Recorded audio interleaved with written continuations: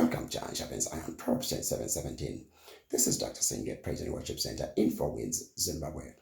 As you step into this fresh new day, my prayer is that your spiritual ears may not miss the sound of your miracle as it comes. Elijah heard the sound of abundant rain. In the upper room, it was the sound of a mighty wind. The prophet Ezekiel said, I prophesied, and there was a noise and shaking. Ezekiel 37:7, some of your comments be lifted today.